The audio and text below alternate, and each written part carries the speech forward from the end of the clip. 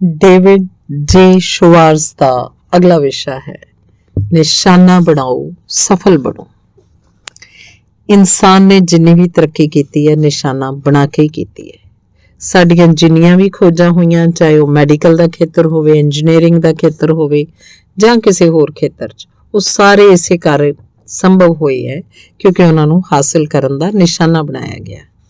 Business च सफलता भी आम करके मिलती है क्योंकि उन्होंने हासिल करन दा निशाना बनाया है। उपग्रह धरती के चारे पासे अपने आप चक्कर नहीं ला रहे, इसलिए चक्कर ला रहे क्योंकि विज्ञानकां ने पुलाड़ नूं जितण दा निशाना बनाया सी। निशाने का मतलब है उद्देश्य। निशाने सुपने तो ज्यादा महत्वपूर्ण होंदे है क्योंकि निशाने का मतलब है सुपनियां ते काम करना। निशाना इस तो ज्यादा स्पष्ट होंदा है, काश मैं कर सकदा। निशाना बहुत ही स्पष्ट होंदा है, मैं इहदे वल वध रहा। जदों ताईं निशाना नहीं बनाया जाता तद ताईं कुछ भी हासिल नहीं होंदा, तद ताईं उहदे वल कदम नहीं वधाए जा सकते। निशाने तो बगैर आदमी जीवन च इधर उधर भटकदा रहिंदा है, वो लड़खड़ाउंदा है, कदे ये नहीं जान पाउंदा कि वो कित्थे जा रहा है ते पुज भी नहीं सकता। निशाना सफलता दे वास्ते उसे तरह लोड़ींदा है जिवें जीवन लई हवा। कोई भी बिना निशाने दे सफल नहीं होया, कोई भी बगैर हवा दे जिउंदा नहीं रहा। इसलिए चंगी तरह तय कर लो कि तुसी कित्थे पुजना है। डेव मोहने कदे एडवरटाइजिंग एजेंसी $25 प्रति हफ्ते की नौकरी करया करदे सी। 27 साल की उम्र चो एजेंसी के वाइस प्रेजिडेंट बन गए ते 33 साल की उम्र चो गुड ह्यूमर कंपनी के प्रेजिडेंट बन गए। निशानियां दे बारे उन्हों का कहना सी कि महत्वपूर्ण गल ये नहीं कि तुसी कल की सी जां अज तुसी की हो, महत्वपूर्ण गल ये है कि तुसी कल कित्थे पुजना चाहुंदे हो। महत्वपूर्ण गल ये नहीं कि तुसी कल की सी जां तुसी अज की हो, बल्कि महत्वपूर्ण गल तां ये है कि तुसी कल कित्थे पुजना चाहुंदे हो। इनू बार बार दोहराओ। चंगियां कंपनियां अगले 10 तो 15 साल के निशाने बना के चलदियां। सफल बिजनेसमैन नूं अपने आप तो ये सवाल पूछना ही पैंदा है, अज तो 10 साल बाद असीं कंपनी नूं कित्थे वेखना चाहुंदे हां। फिर उहदे हिसाब नाल अपणियां योजनावां बनाउंदे है। नवीं मशीनां लाईयां जांदियां तां जो उत्पादन की समर्था वध सके। अज दी लोड़ दे हिसाब नाल नहीं बल्कि अज तो 5 दा 10 साल दी बाद दी लोड़ दे हिसाब नाल इहो जिहे उत्पादां नूं विकसित करन दे खातर रिसर्च कीता जांदा है ਜਿਹੜੇ 10 साल तो पहलां बाजार 'ਚ नहीं उतर पाउणगे। अजोकी कंपनियां भविख नूं किस्मत दे भरोसे नहीं छड्डदियां। साडे चों हर बंदा सफल कंपनियां तो महत्वपूर्ण सबक सीख सकदा है। सानूं घट्टो घट्ट 10 साल बाद तक दी योजना बना लेनी चाहिदी है। तुसीं 10 साल बाद अपनी जो इमेज बनाउणा चाहुंदे हो तुहानूं सब तो पहलां ही हुणे ही इस इमेज बारे सोच लेना चाहिदा है। एक बेहद महत्वपूर्ण विचार है। कोई कंपनी जिहड़ी चंगी तरह भविख की योजना नहीं बनाउंदी वो इवें ही चलदी है, ये विच ही दिवालिया भी हो जाती है। इस तरह जिहड़े बंदे लम्मे टीचे तय नहीं कर पाउंदे वो भी जिंदगी की भुल भुलैयां च इवें भटकदे रहिंदे है। मैं तुहानूं एक उदाहरण दसना चाहुंदा, लम्मी दूरी के निशानियां नाल सफलता किस तरह मिलती है। पिछले हफ्ते एक नौजवान, मैं उन्होंने FB कहना चाहांगा, अपने कैरीयर की समस्या लैके मेरे को आया। FB सभ्य ते समझदार दिख रहा सी। वो कुआरा सी ते उहदे 4 साल पहलां ही अपना कॉलेज पूरा कीता सी। असीं उहदे काम काज सिੱਖਿਆ, उहदियां योग्यतावां, उहदी आम पिछोकड़ बारे चर्चा की। फिर मैं उन्होंने कहा तुसीं मेरे तो नौकरी बदलण बारे सलाह लैण आए हो, तुसीं किस तरह की नौकरी चाहुंदे हो। उन्हें कहा यही तो मैं तुहाडे कोलों पुछण आया, मैनूं नहीं पता मैं की करना चाहुंदा। उहदी समस्या बड़ी आम जी समस्या है, पर मैं महसूस किया कि इस बंदे की सहायता करन दा ये ढंग गलत नहीं है कि मैं उन्होंने कोई संभावित नियुक्तिकर्तावां नाल मिलवा दिता। कैरीयर चुनन च गलती करके वो तो सीखना कोई चंगा तरीका नहीं है क्योंकि कैरीयर दीयां संभावनावां दर्जना होंदियां, इसलिए सही नौकरी मिलण दे मौके भी दर्जना चों एक हुंदे है। मैं जानदा सी मैनूं FB नूं ये एहसास कराउणा होएगा कि किसी जगह अपना कैरीयर बनाउण तो पहलां उहनूं पहलां ये जानना पएगा कि उहदी मनचाही जगह किहड़ी है। इस वास्ते मैं कहा हुण तुसीं एक वखरे नज़रिए तो अपने कैरीयर प्लान नूं देखो। कि तुसीं मैनूं दसोगे कि अज तो 10 साल बाद तुसीं अपनी किहो जी इमेज वेखना चाहुंदे हो। FB ने काफ़ी सोच विचार के कहा कि मैं समझदा कि मैं उही चाहुंदा जिहड़ा हर बंदा चाहुंदा है, एक चंगी नौकरी जिस च चंगी तनख्वाह मिलती होवे, एक चंगा घर। सच कहा मैं इहदे बारे ज़्यादा नहीं सोचिया। मैं उन्होंने तसल्ली दी कि बिल्कुल सुभावक है। फिर मैं उन्होंने दसिया कैरीयर चुनन दे स्टाइल उस तरह ही है ਜਿਵੇਂ ਕਿਸੇ 에ਅਰਲਾਈਨ ਟਿਕਟ ਕਾਊਂਟਰ ਤੇ ਜਾਈਏ, ਕਹੀਏ ਮੈਨੂੰ ਇੱਕ ਟਿਕਟ ਦੇ ਦਿਓ। ਟਿਕਟ ਵੇਚਣ ਵਾਲੇ ਤੁਹਾਡੀ ਕੋਈ ਸਹਾਇਤਾ ਨਹੀਂ ਕਰ ਸਕਦੇ ਜਦੋਂ ਤੱਕ ਤੁਸੀਂ ਉਹਨੂੰ ਇਹ ਨਾ ਦੱਸੋ ਕਿ ਤੁਸੀਂ ਕਿੱਥੇ ਜਾਣਾ ਚਾਹੁੰਦੇ ਹੋ। ਇਸ ਲਈ ਮੈਂ ਕਿਹਾ, ਤੇ ਮੈਂ ਜਦੋਂ ਤਾਈਂ ਨੌਕਰੀ ਲੱਭਣ 'ਚ ਤੁਹਾਡੀ ਸਹਾਇਤਾ ਨਹੀਂ ਕਰ ਸਕਦਾ ਜਦ ਤਾਈਂ ਤੁਸੀਂ ਮੈਨੂੰ ਇਹ ਨਾ ਦੱਸੋ ਕਿ ਤੁਸੀਂ ਕਿੱਥੇ ਪਹੁੰਚਣਾ ਚਾਹੁੰਦੇ ਹੋ। ਤੁਸੀਂ ਤੇ ਸਿਰਫ ਤੁਸੀਂ ਹੀ ਮੈਨੂੰ ਇਹ ਦੱਸ ਸਕਦੇ ਹੋ ਤੁਹਾਡਾ ਟੀਚਾ ਕੀ ਹੈ। ਇਹ ਤੋਂ ਐਫ ਵੀ ਸੋਚਣ ਤੇ ਮਜਬੂਰ ਹੋਇਆ। ਅਗਲੇ 2 ਹਫ਼ਤਿਆਂ ਤੱਕ ਅਸੀਂ ਵੱਖ-ਵੱਖ ਨੌਕਰੀਆਂ ਦੇ ਚੰਗੇ ਮਾੜੇ ਪਹਿਲੂਆਂ ਤੇ ਵਿਚਾਰ ਕਰਨ ਦੀ ਬਜਾਏ ਨਿਸ਼ਾਨਾ ਤੈਅ ਕਰਨ ਹੇਤੂ ਵਿਚਾਰ ਕੀਤੇ। ਐਬੀ ਨੇ ਕੈਰੀਅਰ ਪਲਾਨਿੰਗ ਦਾ ਸਭ ਤੋਂ ਮਹੱਤਵਪੂਰਨ ਸਬਕ ਸਿੱਖ ਲਿਆ। ਸ਼ੁਰੂ ਕਰਨ ਤੋਂ ਪਹਿਲਾਂ ਜਾਣ ਲਓ ਤੁਸੀਂ ਕਿੱਥੇ ਜਾਣਾ ਚਾਹੁੰਦੇ ਹੋ। ਸਫਲ ਕੰਪਨੀਆਂ ਵਾਂਗ ਅੱਗੇ ਦੀ ਯੋਜਨਾ ਬਣਾਓ। ਤੁਸੀਂ ਵੀ ਇੱਕ ਕੰਪਨੀ ਵਾਂਗ ਹੀ ਹੋ। ਤੁਹਾਡੀਆਂ ਯੋਗਤਾਵਾਂ, ਤੁਹਾਡੀ ਪ੍ਰਤਿਭਾ, ਤੁਹਾਡੀ ਉੱਚ ਦਿਮਾਗੀ ਸਮਰੱਥਾ ਤੁਹਾਡੇ ਪ੍ਰੋਡਕਟ ਹਨ। ਤੁਹਾਨੂੰ ਆਪਣੇ ਪ੍ਰੋਡਕਟਾਂ ਨੂੰ ਵਿਕਸਿਤ ਕਰਨਾ ਚਾਹੀਦਾ ਹੈ। ਇੱਥੇ 2 ਕਦਮ ਸੁਝਾਏ ਜਾ ਰਹੇ ਆ ਜਿਹੜੇ ਤੁਹਾਡੀ ਸਹਾਇਤਾ ਕਰਨਗੇ। ਪਹਿਲਾ, ਆਪਣੇ ਭਵਿੱਖ ਨੂੰ 3 ਹਿੱਸਿਆਂ 'ਚ ਵੰਡ ਲਓ: ਕਾਰੋਬਾਰ, ਘਰ ਤੇ ਸਮਾਜ। ਆਪਣੇ ਜੀਵਨ ਨੂੰ ਹਿੱਸਿਆਂ 'ਚ ਵੰਡ ਦੇਣ ਨਾਲ ਤੁਸੀਂ ਦੁਚਿੱਤੀ 'ਚ ਨਹੀਂ ਪਾਓਗੇ। ਤੁਸੀਂ ਅੰਦਰੂਨੀ ਸੰਘਰਸ਼ ਦੀ ਸਮੱਸਿਆ ਤੋਂ ਬਚ ਸਕੋਗੇ ਤੇ ਤੁਸੀਂ ਆਪਣੇ ਭਵਿੱਖ ਦੀ ਪੂਰੀ ਤਸਵੀਰ ਦੇਖ ਸਕੋਗੇ। ਦੂਜੀ ਗੱਲ, ਆਪਣੇ ਆਪ ਤੋਂ ਇਹਨਾਂ ਸਵਾਲਾਂ ਦੇ ਸਾਫ਼ ਤੇ ਪੱਕੇ ਜਵਾਬ ਪੁੱਛੋ। ਮੈਂ ਆਪਣੇ ਜੀਵਨ 'ਚ ਕੀ ਹਾਸਲ ਕਰਨਾ ਚਾਹੁੰਦਾ, ਮੈਂ ਕੀ ਬਣਨਾ ਚਾਹੁੰਦਾ, ਕਿਸ ਚੀਜ਼ ਨਾਲ ਮੈਨੂੰ ਸੰਤੁਸ਼ਟੀ ਮਿਲੇਗੀ। ਸਹਾਇਤਾ ਵਾਸਤੇ ਹੇਠਾਂ ਦਿੱਤੀ ਪਲਾਨਿੰਗ ਗਾਈਡ ਦਾ ਇਸਤੇਮਾਲ ਕਰੋ। ਅੱਜ ਤੋਂ 10 ਸਾਲ ਬਾਅਦ ਵੀ ਮੇਰੀ ਇਮੇਜ 10 ਸਾਲ ਦੀ ਪਲਾਨਿੰਗ ਗਾਈਡ। ਪਹਿਲਾ, ਕਾਰੋਬਾਰ ਪੱਖੋਂ ਅੱਜ ਤੋਂ 10 ਸਾਲ ਬਾਅਦ ਮੈਂ ਕਿੰਨੀ ਆਮਦਨੀ ਹਾਸਲ ਕਰਨਾ ਚਾਹੁੰਦਾ। ਦੂਜਾ, ਮੈਂ ਆਪਣੇ ਕੋਲ ਕਿੰਨੀ ਜ਼ਿੰਮੇਵਾਰੀ ਚਾਹੁੰਦਾ। ਤੀਜਾ, ਮੈਂ ਕਿੰਨੀ ਸੱਤਾ, ਕਿੰਨਾ ਹੱਕ ਚਾਹੁੰਦਾ। ਚੌਥਾ, ਆਪਣੇ ਕਾਰੋਬਾਰ 'ਚ ਮੈਂ ਕਿੰਨੀ ਇੱਜ਼ਤ ਚਾਹੁੰਦਾ। ਘਰ ਪੱਖੋਂ ਅੱਜ ਤੋਂ 10 ਸਾਲ ਬਾਅਦ ਮੈਂ ਆਪਣੇ ਪਰਿਵਾਰ ਨੂੰ ਕਿਸ ਤਰ੍ਹਾਂ ਦਾ ਜੀਵਨ ਸਤਰ ਦੇਣਾ ਚਾਹੁੰਦਾ। ਦੂਜਾ, ਮੈਂ ਕਿਸ ਤਰ੍ਹਾਂ ਦੇ ਘਰ 'ਚ ਰਹਿਣਾ ਚਾਹੁੰਦਾ। ਤੀਜਾ, ਮੈਂ ਕਿਸ ਤਰ੍ਹਾਂ ਆਪਣੀਆਂ ਛੁੱਟੀਆਂ ਬਿਤਾਉਣਾ ਚਾਹੁੰਦਾ। ਤੇ ਚੌਥਾ, ਆਪਣੇ ਬੱਚਿਆਂ ਦੇ ਸ਼ੁਰੂਆਤੀ 18 ਸਾਲਾਂ 'ਚ ਮੈਂ ਉਹਨਾਂ ਦੀ ਕਿੰਨੀ ਆਰਥਿਕ ਸਹਾਇਤਾ ਕਰਨਾ ਚਾਹੁੰਦਾ। ਤੀਸਰਾ, ਸਮਾਜਿਕ ਪੱਖੋਂ ਅੱਜ ਤੋਂ 10 ਸਾਲ ਬਾਅਦ ਮੇਰੇ ਕੋਲ ਕਿਸ ਤਰ੍ਹਾਂ ਦੇ ਦੋਸਤ ਹੋਣੇ ਚਾਹੀਦੇ ਹੈ। ਦੂਜਾ, ਮੈਂ ਕਿਹੜੇ ਸਮਾਜਿਕ ਸਮੂਹਾਂ ਨਾਲ ਜੁੜਨਾ ਚਾਹੁੰਦਾ। ਤੀਜਾ, ਮੈਂ ਕਿਹਨਾਂ ਸੰਸਥਾਵਾਂ ਦਾ ਲੀਡਰ ਬਣਨਾ ਚਾਹੁੰਦਾ। ਤੇ ਚੌਥਾ, ਮੈਂ ਕਿਹਨਾਂ ਸਮਾਜਿਕ ਸਮੱਸਿਆਵਾਂ ਨੂੰ ਦੂਰ ਕਰਨ ਦੀ ਪਹਿਲ ਕਰਨੀ ਚਾਹੁੰਦਾ। ਕੁਝ ਸਾਲ ਪਹਿਲਾਂ ਮੇਰੇ ਪੁੱਤਰ ਨੇ ਜ਼ੋਰ ਦੇ ਕੇ ਕਿਹਾ ਕਿ ਮੈਂ ਉਹਦੇ ਨਾਲ ਮਿਲ ਕੇ ਉਹਦੇ ਕੁੱਤੇ ਦੇ ਪਿੱਲੇ ਲਈ ਇੱਕ ਡੌਗ ਹਾਊਸ ਬਣਵਾਵਾਂ। ਮੇਰਾ ਪੁੱਤਰ ਪੀਨਟ ਨਾਂ ਦੇ ਇਸ ਪਿੱਲੇ ਨੂੰ ਬਹੁਤ ਪ੍ਰੇਮ ਕਰਦਾ ਹੈ। ਉਹਨੂੰ ਇਹ ਤੇ ਨਾਜ਼ ਸੀ। ਪੁੱਤਰ ਦਾ ਉਤਸ਼ਾਹ ਦੇਖ ਕੇ ਮੈਂ ਉਹਦੇ ਲਗਾਤਾਰ ਪਾਏ ਜ਼ੋਰ ਨੂੰ ਨਾ ਟਾਲ ਸਕਿਆ। ਇਸ ਤਰ੍ਹਾਂ ਅਸੀਂ ਦੋਵੇਂ ਮਿਲ ਕੇ ਪੀਨਟ ਵਾਸਤੇ ਘਰ ਬਣਾਉਣ 'ਚ ਜੁਟ ਗਏ। ਕਾਰਪੈਂਟਰੀ ਦੀ ਸਮਝ ਸਾਨੂੰ ਦੋਨਾਂ ਨੂੰ ਮਿਲਾ ਕੇ ਵੀ 0 ਸੀ। ਜਿਹੜਾ ਘਰ ਬਣਿਆ ਉਹ ਇਸ ਗੱਲ ਦਾ ਸਬੂਤ ਸੀ। ਕੁਝ ਸਮੇਂ ਬਾਅਦ ਮੇਰਾ ਇੱਕ ਚੰਗਾ ਦੋਸਤ ਆਇਆ। ਸਾਡੇ ਉਸ ਡੌਗ ਹਾਊਸ ਨੂੰ ਦੇਖਣ ਤੋਂ ਬਾਅਦ ਉਹਨੇ ਪੁੱਛਿਆ, ਤੁਸੀਂ ਲੋਕਾਂ ਨੇ ਪੇੜ ਤੇ ਕੀ ਲਟਕਾਇਆ ਹੋਇਆ ਹੈ, ਕਿਤੇ ਡੌਗ ਹਾਊਸ ਤਾਂ ਨਹੀਂ? ਮੈਂ ਹਾਂ 'ਚ ਜਵਾਬ ਦਿੱਤਾ। ਫਿਰ ਉਹਨੇ ਸਾਡੀਆਂ ਕੁਝ ਗਲਤੀਆਂ ਵੱਲ ਧਿਆਨ ਦਿਵਾਇਆ ਤੇ ਆਪਣੀ ਪੂਰੀ ਗੱਲ ਦਾ ਸਾਰ ਇਸ ਤਰ੍ਹਾਂ ਕਿਹਾ, ਤੁਸੀਂ ਲੋਕਾਂ ਨੇ ਕੋਈ ਯੋਜਨਾ ਬਣਾਈ ਹੈ? ਅੱਜ ਕੱਲ੍ਹ ਕੋਈ ਬਿਨਾਂ ਬਲੂਪ੍ਰਿੰਟ ਦੇ ਡੌਗ ਹਾਊਸ ਨਹੀਂ ਬਣਾਉਂਦਾ। ਕਿਰਪਾ ਕਰਕੇ ਜਦੋਂ ਵੀ ਤੁਸੀਂ ਆਪਣੇ ਭਵਿੱਖ ਦੀ ਕਲਪਨਾ ਕਰੋ ਤਾਂ ਵੱਡੀ ਕਲਪਨਾ ਕਰਨ ਤੋਂ ਨਾ ਘਬਰਾਓ। ਅੱਜ ਕੱਲ੍ਹ ਲੋਕਾਂ ਨੂੰ ਉਹਨਾਂ ਦੇ ਸੁਪਨਿਆਂ ਦੇ ਆਕਾਰ ਦੇ ਹਿਸਾਬ ਨਾਲ ਤੋਲਿਆ ਜਾਂਦਾ ਹੈ। ਕੋਈ ਵੀ ਬੰਦਾ ਜਿੰਨਾ ਹਾਸਲ ਕਰਨਾ ਚਾਹੁੰਦਾ ਹੈ ਉਹ ਤੋਂ ਜ਼ਿਆਦਾ ਹਾਸਲ ਨਹੀਂ ਕਰ ਪਾਉਂਦਾ। ਇਸ ਲਈ ਹਮੇਸ਼ਾ ਆਪਣੇ ਭਵਿੱਖ ਦੇ ਸੁਪਨਿਆਂ ਨੂੰ ਵੱਡਾ ਰੱਖੋ। ਹੇਠ ਇੱਕ ਬੰਦੇ ਦੇ ਜੀਵਨ ਦੀ ਅੱਖਰ-ਅੱਖਰ ਸੱਚਾਈ ਦੱਸੀ ਗਈ ਹੈ। ਇਹਨੂੰ ਪੜ੍ਹੋ। ਕਿਸ ਤਰ੍ਹਾਂ ਉਹਨੇ ਆਪਣੇ ਭਾਵੀ ਘਰ ਦਾ ਟੀਚਾ ਬਣਾਇਆ। ਇਹ ਦੇਖੋ, ਜਦੋਂ ਉਹਨੇ ਇਹ ਲਿਖਿਆ ਹੋਏਗਾ ਤਾਂ ਨਿਸ਼ਚਿਤ ਤੌਰ ਤੇ ਉਹਨੇ ਆਪਣੇ ਭਵਿੱਖ ਦੇ ਘਰ ਨੂੰ ਵੇਖਿਆ ਹੋਏਗਾ। ਮੇਰਾ ਘਰ ਪਿੰਡ 'ਚ ਹੋਏਗਾ। ਘਰ ਸਦਰਨ ਮੈਨਰ ਸਟਾਈਲ ਦਾ ਹੋਏਗਾ।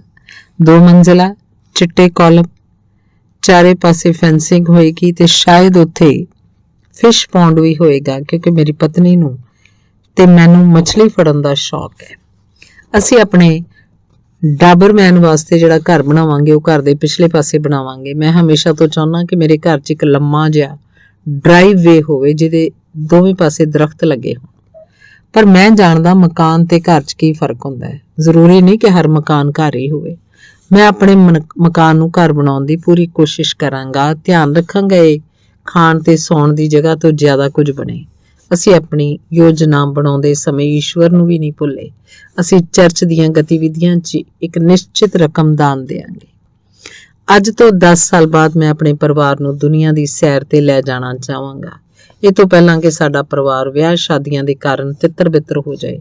ਮੈਂ ਇਸ ਤਰ੍ਹਾਂ ਕਰਨਾ ਚਾਹੁੰਦਾ। ਜੇਕਰ ਸਾਡੇ ਕੋਲ ਇੱਕੋ ਵਾਰੀ ਦੁਨੀਆ ਦੀ ਸੈਰ ਤੇ ਜਾਣ ਦਾ ਸਮਾਂ ਨਹੀਂ ਹੋਏਗਾ ਤਾਂ ਅਸੀਂ ਇਹਨੂੰ 4-5 ਵੱਖ-ਵੱਖ ਛੁੱਟੀਆਂ 'ਚ ਵੰਡ ਲਵਾਂਗੇ।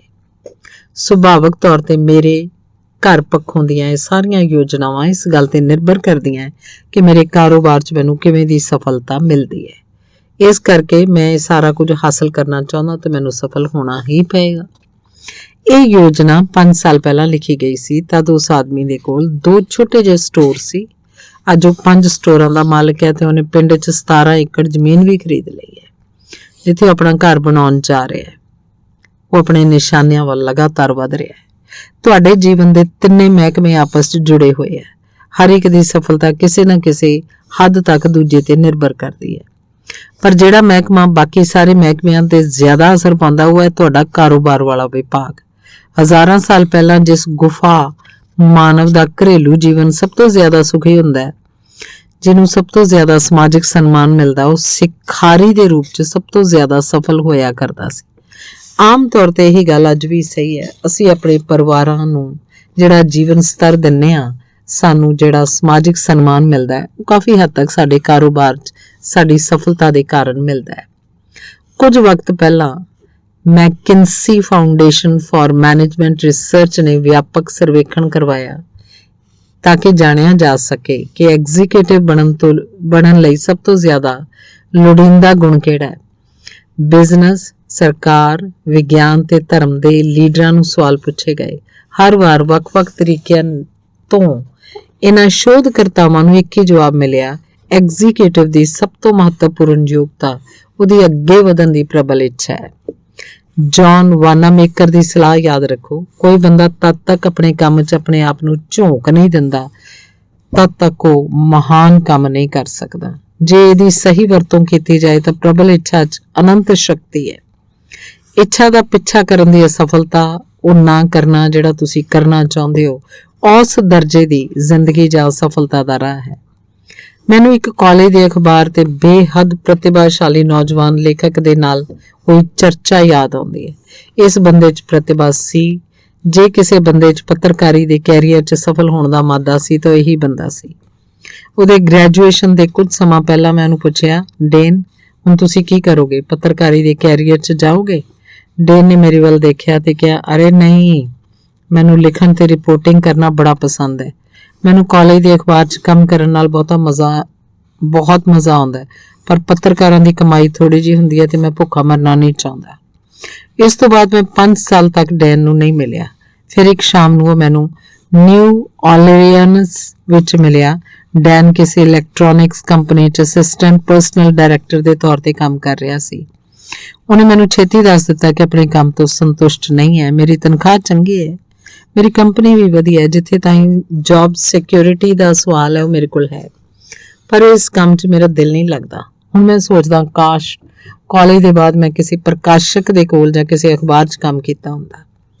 ਡੈਨ ਦੇ ਰਵੱਈਏ ਤੋਂ ਬੋਰੀਅਤ ਤੇ ਬੇਸੁਆਦੀ ਸਪਸ਼ਟ ਦਿਖ ਰਹੀ ਸੀ। ਉਹ ਹਰ ਚੀਜ਼ 'ਚ ਬੁਰਾਈ ਵੇਖ ਰਿਹਾ ਸੀ। ਜਦ ਤੱਕ ਆਪਣੀ ਨੌਕਰੀ ਛੱਡ ਕੇ ਪੱਤਰਕਾਰੀ 'ਚ ਨਹੀਂ ਜਾਏਗਾ, ਉਹਨੂੰ ਉਹਦੀ ਮਨਚਾਹੀ ਸਫਲਤਾ ਹਾਸਲ ਨਹੀਂ ਹੋ ਪਾਏਗੀ। ਜੇਕਰ ਡੈਨ ਨੇ ਆਪਣਾ ਮਨਪਸੰਦ ਕੰਮ ਕੀਤਾ ਹੁੰਦਾ ਤਾਂ ਅੱਜ ਅਖਬਾਰ ਦੀ ਦੁਨੀਆ 'ਚ ਕਾਫੀ ਉਚਾਈ ਤੇ ਹੁੰਦਾ। ਲੰਮੇ ਸਮੇਂ 'ਚ ਉਹਨੂੰ ਅੱਜ ਤੋਂ ਜ਼ਿਆਦਾ ਪੈਸੇ ਤੇ ਦਿਮਾਗੀ ਸੰਤੋਖ ਮਿਲ ਰਿਹਾ ਹੁੰਦਾ। ਆਪਣੇ ਨਾਪਸੰਦੀ ਦੇ ਕੰਮ ਨੂੰ ਛੱਡ ਕੇ ਆਪਣਾ ਮਨਪਸੰਦ ਕੰਮ ਕਰਨਾ ਉਸ ਤਰ੍ਹਾਂ ਹੀ ਹੈ ਜਿਵੇਂ 10 ਸਾਲ ਪੁਰਾਣੀ ਕਾਰ 'ਚ 500 ਹਾਰਸ ਪਾਵਰ ਦੀ ਮੋਟਰ ਲਾ ਦਿੱਤੀ ਜਾਏ। ਸਾਡੇ ਸਾਰਿਆਂ ਦੀਆਂ ਇੱਛਾਵਾਂ ਹੁੰਦੀਆਂ, ਅਸੀਂ ਸਾਰੇ ਸੁਪਨੇ ਵੇਖਦੇ ਹਾਂ, ਅਸੀਂ ਸੱਚਮੁੱਚ ਕੀ ਕਰਨਾ ਚਾਹੁੰਦੇ ਹਾਂ, ਪਰ ਸਾਡੇ 'ਚੋਂ ਬਹੁਤ ਘੱਟ ਲੋਕ ਹੀ ਅਸਲ ਵਿੱਚ ਆਪਣੀਆਂ ਇੱਛਾਵਾਂ ਦਾ ਕਹਿਣਾ ਮੰਨਦੇ ਆ। ਇਹਦੀ ਬਜਾਏ ਅਸੀਂ ਆਪਣੀਆਂ ਇੱਛਾਵਾਂ ਦਾ ਗਲਾ ਘੁੱਟ ਦਿੰਦੇ ਹਾਂ। ਸਫਲਤਾ ਦੀ ਹੱਤਿਆ ਕਰਨ ਵਾਸਤੇ ਅਸੀਂ 5 ਤਰ੍ਹਾਂ ਦੇ ਹਥਿਆਰਾਂ ਨੂੰ ਇਸਤੇਮਾਲ ਕਰਦੇ ਹਾਂ। ਇਹਨਾਂ ਹਥਿਆਰਾਂ ਨੂੰ ਨਸ਼ਟ ਕਰ ਦਿਓ ਕਿਉਂਕਿ ਇਹ ਹਥਿਆਰ ਖਤਰਨਾਕ ਹੈ। ਪਹਿਲਾ, ਆਪਣੇ ਆਪ ਨੂੰ ਨਾਕਾਬਲ ਸਮਝਣਾ। ਤੁਸੀਂ ਦਰਜਨਾਂ ਲੋਕਾਂ ਨੂੰ ਇਹ ਕਹਿੰਦੇ ਸੁਣਿਆ ਹੋਵੇਗਾ ਕਿ ਮੈਂ ਡਾਕਟਰ ਜਾਂ ਐਗਜ਼ੀਕਿਊਟਿਵ ਜਾਂ ਕਮਰਸ਼ੀਅਲ ਆਰਟਿਸਟ ਜਾਂ ਬਿਜ਼ਨਸਮੈਨ ਬਣਨਾ ਚਾਹੁੰਦਾ ਹਾਂ, ਪਰ ਮੈਂ ਇਸ ਤਰ੍ਹਾਂ ਨਹੀਂ ਕਰ ਸਕਦਾ। ਮੇਰੇ 'ਚ ਇੰਨੀ ਪ੍ਰਤਿਭਾ ਹੀ ਨਹੀਂ ਹੈ। ਜੇ ਮੈਂ ਕੋਸ਼ਿਸ਼ ਕੀਤੀ ਤਾਂ ਮੈਂ ਸਫਲ ਨਹੀਂ ਹੋ ਪਾਊਂਗਾ। ਮੇਰੇ ਕੋਲ ਸਿੱਖਿਆ ਜਾਂ ਤਜਰਬੇ ਦੀ ਘਾਟ ਹੈ। ਕਈ ਮੁੰਡੇ ਕੁੜੀਆਂ ਯੋਗਤਾ ਦੀ ਛੁਰੀ ਨਾਲ ਆਪਣੀਆਂ ਇੱਛਾਵਾਂ ਨੂੰ ਮਾਰ ਦਿੰਦੇ ਆ। ਦੂਜਾ, ਸੁਰੱਖਿਆ ਦੀ ਬਿਮਾਰੀ। ਜਿਹੜੇ ਲੋਕ ਕਹਿੰਦੇ ਆ ਕਿ ਮੈਂ ਜਿੱਥੇ ਹਾਂ ਉੱਥੇ ਸੁਰੱਖਿਅਤ ਹਾਂ, ਉਹ ਆਪਣੀ ਸੁਪਨਿਆਂ ਦੀ ਹੱਤਿਆ ਕਰਨ 'ਚ ਸੁਰੱਖਿਆ ਦੇ ਹਥਿਆਰ ਦਾ ਇਸਤੇਮਾਲ ਕਰਦੇ ਆ। ਤੀਜਾ, ਪ੍ਰਤੀਯੋਗਤਾ। ਇਸ ਖੇਤਰ 'ਚ ਪਹਿਲਾਂ ਤੋਂ ਹੀ ਬੜੇ ਸਾਰੇ ਲੋਕ ਹੈ। ਇੱਥੇ ਤਾਂ ਲੋਕ ਇੱਕ ਦੇ ਉੱਤੇ ਇੱਕ ਖੜੇ ਹੋਏ ਆ। ਵਰਗੇ ਵਿਚਾਰ ਵੀ ਇੱਛਾ ਨੂੰ ਇੱਕਦਮ ਮਾਰ ਦਿੰਦੇ ਆ। ਚੌਥਾ, ਮਾਂ ਪਿਓ ਦੀ ਆਗਿਆ ਜਾਂ ਆਦੇਸ਼। ਮੈਂ ਸੈਂਕੜੇ ਬੱਚਿਆਂ ਨੂੰ ਆਪਣਾ ਕੈਰੀਅਰ ਚੁਣਦੇ ਸਮੇਂ ਕਹਿੰਦੇ ਸੁਣਿਆ ਕਿ ਮੇਰਾ ਮਨ ਤਾਂ ਦੂਜੇ ਕੈਰੀਅਰ ਚੁਣਨ ਦਾ ਸੀ, ਪਰ ਮੇਰੇ ਮਾਂ ਪਿਓ ਨੇ ਮੈਨੂੰ ਇਹ ਕੈਰੀਅਰ ਚੁਣਨ ਲਈ ਕਿਹਾ, ਇਸ ਲਈ ਮੈਂ ਇਹਨੂੰ ਚੁਣ ਲਿਆ। ਜ਼ਿਆਦਾਤਰ ਮਾਂ ਪਿਓ ਆਪਣੇ ਬੱਚਿਆਂ ਨੂੰ ਜਾਣਬੁੱਝ ਕੇ ਆਦੇਸ਼ ਨਹੀਂ ਦਿੰਦੇ, ਉਹਨਾਂ ਨੂੰ ਕੀ ਕਰਨਾ ਚਾਹੀਦਾ ਹੈ। ਹਰ ਬੁੱਧੀਮਾਨ ਮਾਤਾ ਪਿਤਾ ਆਪਣੇ ਬੱਚੇ ਨੂੰ ਜ਼ਿੰਦਗੀ 'ਚ ਸਫਲ ਦੇਖਣਾ ਚਾਹੁੰਦੇ ਹੈ। ਜੇ ਬੱਚਾ ਸ਼ਾਂਤੀ ਨਾਲ ਇਹ ਸਮਝਾਏ ਕਿ ਉਹ ਦੂਜਾ ਕੈਰੀਅਰ ਕਿਉਂ ਚੁਣਨਾ ਚਾਹੁੰਦਾ ਹੈ, ਮਾਤਾ ਪਿਤਾ ਉਹਦੀ ਗੱਲ ਨੂੰ ਸੁਣਨਗੇ ਤੇ ਕੋਈ ਤਣਾਅ ਨਹੀਂ ਪੈਦਾ ਹੋਏਗਾ। ਪੰਜਵਾਂ, ਪਰਿਵਾਰਿਕ ਜ਼ਿੰਮੇਵਾਰੀ। ਜੇ ਮੈਂ 5 ਸਾਲ ਪਹਿਲਾਂ ਨੌਕਰੀ ਬਦਲ ਲਈ ਹੁੰਦੀ ਤਾਂ ਚੰਗਾ ਰਹਿੰਦਾ। ਹੁਣ ਮੇਰੇ ਕੋਲ ਪਰਿਵਾਰ ਹੈ, ਇਸ ਖਾਤਰ ਮੈਂ ਹੁਣ ਕੁਝ ਨਹੀਂ ਕਰ ਸਕਦਾ। ਇਹ ਨਜ਼ਰੀਆ ਵੀ ਤੁਹਾਡੀਆਂ ਇੱਛਾਵਾਂ ਦੀ ਹੱਤਿਆ ਕਰਨ ਦਾ ਹਥਿਆਰ ਹੈ। ਇਹਨਾਂ ਹੱਤਿਆ ਕਰਨ ਵਾਲੇ ਹਥਿਆਰਾਂ ਨੂੰ ਸੁੱਟ ਦਿਓ। ਯਾਦ ਰੱਖੋ, ਪੂਰੀ ਸ਼ਕਤੀ ਹਾਸਲ ਕਰਨ ਦਾ ਇਕਲੌਤਾ ਢੰਗ ਪੂਰੀ ਤਾਕਤ ਨਾਲ ਨਿਸ਼ਾਨੇ ਵੱਲ ਚੱਲ ਪੈਣ ਦਾ ਇਕੱਲਾ ਉਪਾਅ ਹੈ। ਤੁਸੀਂ ਜੋ ਕਰਨਾ ਚਾਹੁੰਦੇ ਹੋ ਉਹੀ ਕਰੋ। ਇੱਛਾ ਦੇ ਸਾਹਮਣੇ ਸਮਰਪਣ ਕਰ ਦਿਓ। ਬਦਲੇ 'ਚ ਤੁਹਾਨੂੰ ਊਰਜਾ, ਉਤਸ਼ਾਹ, ਦਿਮਾਗੀ ਸਫੁਰਤੀ ਤੇ ਵਧੀਆ ਸਿਹਤ ਵੀ ਮਿਲੇਗੀ। ਤੇ ਇੱਛਾਵਾਂ ਦੇ ਸਾਹਮਣੇ ਸਮਰਪਣ ਦੀ ਕੋਈ ਉਮਰ ਨਹੀਂ ਹੁੰਦੀ। ਜ਼ਿਆਦਾਤਰ ਸੱਚਮੁੱਚ ਸਫਲ ਲੋਕ ਹਫ਼ਤੇ 'ਚ 40 ਘੰਟੇ ਤੋਂ ਵੀ ਜ਼ਿਆਦਾ ਸਮੇਂ ਕੰਮ ਕਰਦੇ ਆ, ਪਰ ਤੁਸੀਂ ਕਦੇ ਨਹੀਂ ਸੁਣਿਆ ਹੋਣਾ ਕਿ ਉਹਨਾਂ ਨੇ ਜ਼ਿਆਦਾ ਕੰਮ ਦੀ ਸਿੱਖਿਅਤ ਕੀਤੀ ਹੋਵੇ। ਸਫਲ ਲੋਕਾਂ ਦਾ ਧਿਆਨ ਨਿਸ਼ਾਨੇ ਤੇ ਲੱਗਿਆ ਹੁੰਦਾ, ਇਸੇ ਨਾਲ ਉਹਨਾਂ ਨੂੰ ਊਰਜਾ ਮਿਲਦੀ ਹੈ। ਇਹ ਤੋਂ ਸਾਨੂੰ ਸਿੱਖਿਆ ਮਿਲਦੀ ਹੈ ਕਿ ਜਦੋਂ ਤੁਸੀਂ ਕੋਈ ਮਨਚਾਹਾ ਨਿਸ਼ਾਨਾ ਬਣਾ ਲੈਂਦੇ ਹੋ, ਉਸ ਨਿਸ਼ਾਨੇ ਵੱਲ ਵਧਣ ਦਾ ਸੰਕਲਪ ਕਰਦੇ ਹੋ ਤਾਂ ਤੁਹਾਡੀ ਊਰਜਾ ਵੱਧ ਕੇ ਕਈ ਗੁਣਾ ਹੋ ਜਾਂਦੀ ਹੈ। ਕਈ ਲੋਕ, ਕਰੋੜਾਂ ਲੋਕ ਆਪਣਾ ਨਿਸ਼ਾਨਾ ਬਣਾ ਕੇ ਤੇ ਉਸ ਨਿਸ਼ਾਨੇ ਨੂੰ ਹਾਸਲ ਕਰਨ ਵਿੱਚ ਜੀ ਜਾਨ ਨਾਲ ਜੁਟ ਕੇ ਨਵੀਂ ਊਰਜਾ ਹਾਸਲ ਕਰ ਲੈਂਦੇ ਆ। ਅਸੀਂ ਨਿਸ਼ਾਨਿਆਂ ਦੀ ਸ਼ਕਤੀ ਦੇ ਅੰਦਰ ਕੁਝ ਗਹਿਰਾਈ ਤਾਈਂ ਜਾਈਏ। ਜਦੋਂ ਅਸੀਂ ਆਪਣੀਆਂ ਇੱਛਾਵਾਂ ਦੇ ਅੱਗੇ ਸਮਰਪਣ ਕਰਦੇ ਹਾਂ, ਪਰ ਅਸੀਂ ਆਪਣੇ ਦਿਮਾਗ ਦੇ ਨਿਸ਼ਾਨੇ ਨੂੰ ਹਾਵੀ ਹੋ ਜਾਣ ਦਿੰਦੇ ਹਾਂ, ਤਾਂ ਤੁਹਾਡੇ 'ਚ ਸਰੀਰਕ ਸ਼ਕਤੀ, ਊਰਜਾ ਤੇ ਉਤਸ਼ਾਹ ਦਾ ਸੰਚਾਰ ਹੁੰਦਾ ਹੈ। ਪਰ ਤੁਹਾਨੂੰ ਹੋਰ ਵੀ ਮਿਲਦਾ ਹੈ ਜਿਹੜਾ ਉਨਾ ਹੀ ਕੀਮਤੀ ਹੈ। ਤੁਹਾਨੂੰ ਸਵੈਚਾਲਿਤ ਜਾਂ ਆਟੋਮੈਟਿਕ ਯੋਜਨਾ ਮਿਲਦੀ ਹੈ ਜਿਹੜੀ ਤੁਹਾਨੂੰ ਸਿੱਧਾ ਨਿਸ਼ਾਨੇ ਤੇ ਲੈ ਜਾਂਦੀ ਹੈ। ਗਹਿਰਾਈ ਤੋਂ ਤੈਅ ਕੀਤੇ ਗਏ ਨਿਸ਼ਾਨੇ ਦੇ ਨਾਲ ਅਸੀਂ ਸਭ ਤੋਂ ਹੈਰਾਨੀਜਨਕ ਗੱਲ ਤਾਂ ਇਹ ਹੈ ਕਿ ਤੁਹਾਨੂੰ ਆਪਣੇ ਨਿਸ਼ਾਨੇ ਤੱਕ ਪਹੁੰਚਾਉਣ ਦੇ ਰਾਹ ਤੇ ਬਣਾਏ ਰੱਖਦਾ ਹੈ।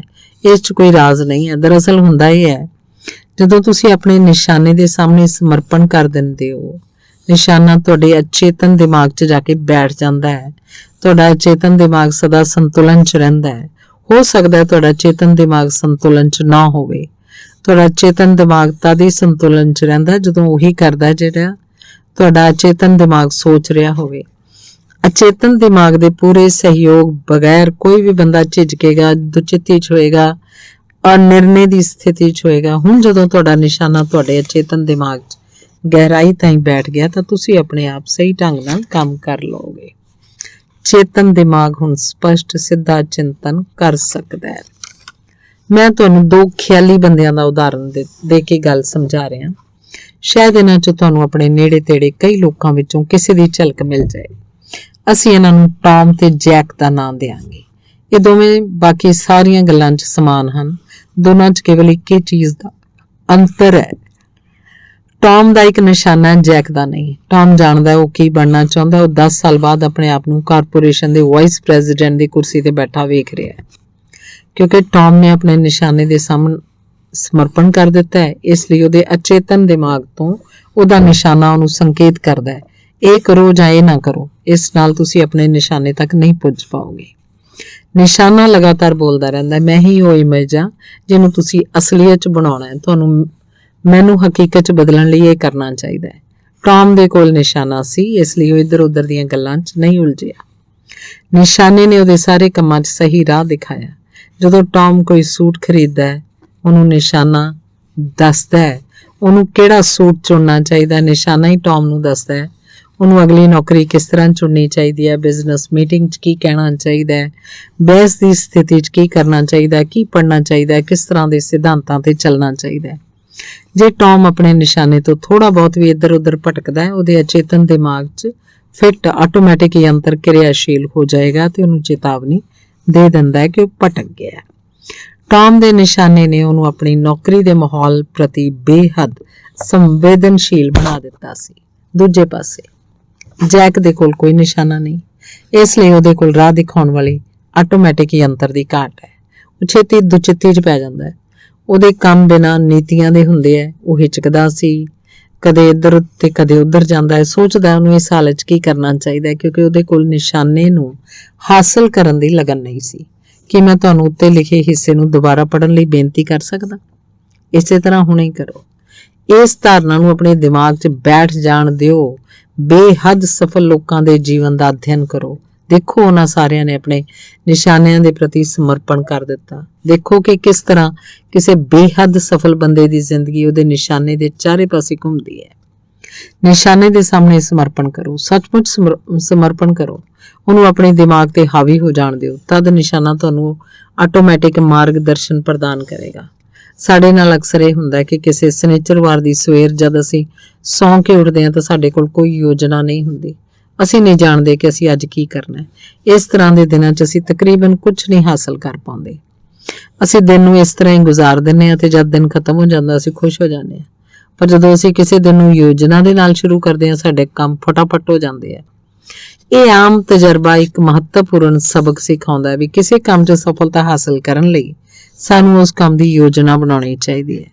ਦੂਜੀ ਸੰਸਾਰ ਜੰਗ ਦੇ ਪਹਿਲਾਂ ਵਿਗਿਆਨਕਾਂ ਨੂੰ ਪਰਮਾਣੂ ਦੀ ਪ੍ਰਬਲ ਸ਼ਕਤੀ ਦਾ ਅਹਿਸਾਸ ਸੀ, ਪਰ ਉਹ ਇਹ ਨਹੀਂ ਸੀ ਜਾਣਦੇ ਕਿ ਪਰਮਾਣੂ ਨੂੰ ਕਿਸ ਤਰ੍ਹਾਂ ਤਬਾਹ ਕੀਤਾ ਜਾਏ ਤਾਂ ਜੋ ਉਹਦੀ ਪ੍ਰਬਲ ਸ਼ਕਤੀ ਦਾ ਧਮਾਕਾ ਹੋਵੇ। ਤੇ ਜਦੋਂ ਅਮਰੀਕਾ ਜੰਗ 'ਚ ਉਤਰਿਆ ਤਾਂ ਭਵਿੱਖਦਰਸ਼ੀ ਵਿਗਿਆਨਕਾਂ ਨੇ ਪਰਮਾਣੂ ਬੰਬ ਦੀ ਸੰਭਾਵਿਤ ਸ਼ਕਤੀ ਨੂੰ ਵੇਖਿਆ। ਇੱਕਦਮ ਇੱਕ ਯੋਜਨਾ ਬਣੀ ਜਿਹਦਾ ਕੇਵਲ ਇੱਕੋ ਨਿਸ਼ਾਨਾ ਸੀ, ਪਰਮਾਣੂ ਬੰਬ ਬਣਾਉਣਾ। ਬਾਕੀ ਸਾਰਾ ਕੁਝ ਇਤਿਹਾਸ ਹੈ। ਕੁਝ ਹੀ ਸਾਲਾਂ ਦੀ ਲਗਨ ਤੇ ਮਿਹਨਤ ਰੰਗ ਲਿਆਈ। ਪਰਮਾਣੂ ਬੰਬ ਡੇਗੇ ਗਏ ਤੇ ਜੰਗ ਖਤਮ ਹੋ ਗਈ। ਪਰ ਜੇਕਰ ਨਿਸ਼ਾਨਾ ਹਾਸਲ ਕਰਨ ਦੀ ਯੋਜਨਾ ਨਹੀਂ ਬਣੀ ਹੁੰਦੀ, ਪਰਮਾਣੂ ਨੂੰ ਤਬਾਹ ਕਰਨ ਦੀ ਪ੍ਰਕਿਰਿਆ ਸ਼ਾਇਦ ਇੰਨੀ ਛੇਤੀ ਨਹੀਂ ਹੋ ਪਾਉਂਦੀ। ਸ਼ਾਇਦ ਇਸ ਵਿੱਚ 10 ਸਾਲ ਜਾਂ ਇਸ ਤੋਂ ਵੀ ਜ਼ਿਆਦਾ ਸਮੇਂ ਦੀ ਦੇਰੀ ਹੋਈ ਹੁੰਦੀ। ਜੇ ਤੁਸੀਂ ਕੰਮ ਕਰਨਾ ਹੈ ਤੇ ਉਹਦਾ ਨਿਸ਼ਾਨਾ ਬਣਾ ਲਓ। ਧੰਨਵਾਦ।